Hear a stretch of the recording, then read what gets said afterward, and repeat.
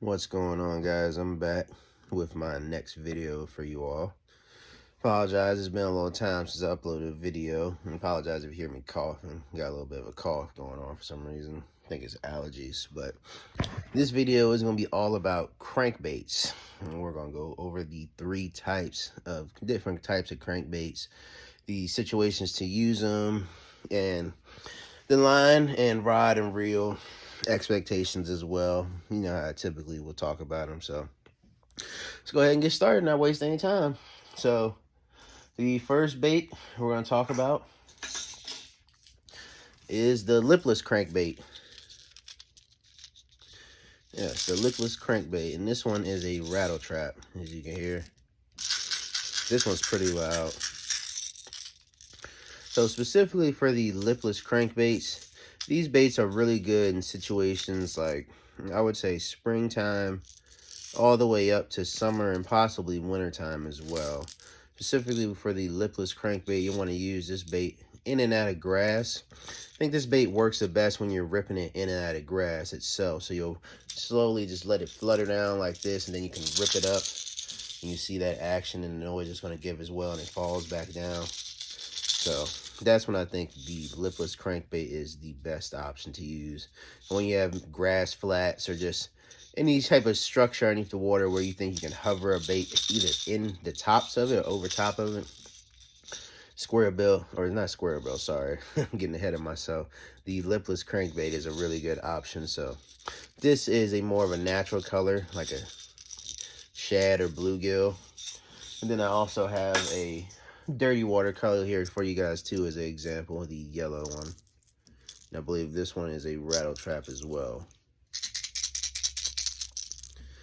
And then as far as the lipless crank goes, I would say the bare minimum rod you want is a 7 foot, but I would say anywhere from 7 foot to 7'3". Medium heavy. The real gear ratios, you don't have to have as fast of gear ratios. So I'll say anything from about 6.4 to about 6.8. And line size, I would say about anywhere from 12 to 15 pound test is really good for the lipless crank. So that's the first category of crankbaits, the lipless crankbait. Next one is my personal favorite, the square bill. The square bill crankbait is one of my favorite baits to throw in general, just because I think it's an underrated bait as far as what it's actually supposed to do. I feel like a lot of people don't know exactly how to fish a square bill. So the square bill is actually a reaction bait. And you see with this square bill, what this does is it allows the bait to deflect off a cover. So you'll want to use this bait around wood, laydowns, and rocks. Specifically, this bait does really well on rocks because you can get it on the bottom and you'll just have it deflect off of the rocks at the bottom, and it'll just go in different directions, and it'll make a lot of crazy sporadic movement, and a lot of times that's when the fish will bite. So specifically with the square bill, you'll want to use this as a reaction bait, so where you can bounce it off of cover. And a lot of times once you're bouncing off cover, that's when you'll get that bite. With this color, this is a shad color, more of a natural color itself. And then I also have a dirty water color for you guys as well. You'll see with all my baits, I usually carry at least 2 options in each. One for clear water, one for dirty water. That's more so not just a square bill thing. That's for all my baits, how I get them. You want to have at least one natural color style of it and a style for dirtier water. So for the square bill, I would say about the same thing. You'll want anywhere from 7 foot to 7.3 foot rod, medium heavy, and then the gear ratios will be about the same. Anywhere from 6'4" to about 6'8". Square bill, anywhere from 15 to 17 pound test, just because you will be bouncing it in and out of cover. So 17 pound test isn't a bad idea, just so you can bounce it a little bit through cover better, and you might not break off as much.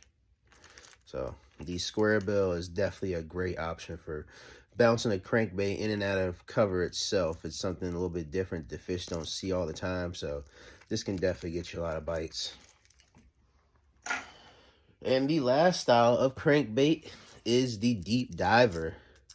This is one I feel that a lot of people don't have a lot of knowledge on, just because a lot of times with deep divers, especially us pond fishermen, we don't use them a lot because, you know, realistically, we're not really fishing down that deep a lot of times in ponds. So this is more kind of a lake thing sometimes, just depending on the situation. But deep divers can be very effective because a lot of times with especially when you're fishing fish deep, a lot of times when you're fishing for the fish that are sitting down deep, they don't see a lot of baits because a lot of people really don't know how to fish down deep. There's kind of a gap there. Fishing in deeper water is a little bit different.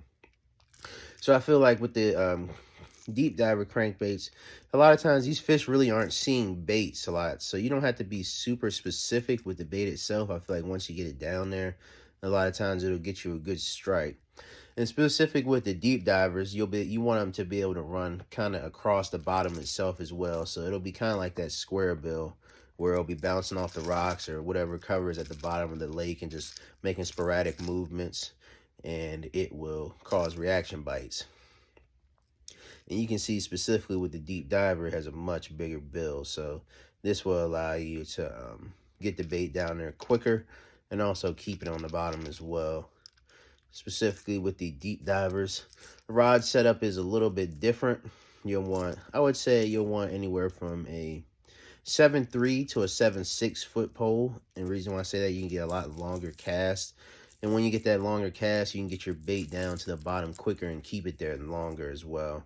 And for the gear ratios, you actually want a little bit slower. So I would say the max gear ratio you want for a deep diver is a 6.4 to 1. And then you can honestly go as slow as like in the 5s as well, because you kind of want that bait to just crank down to where you can keep on the bottom, and you want those lower gear ratios as well, so you can kind of just grind the bait down there. Specifically on the line, you can actually go lighter since you want the bait to go to its max depth.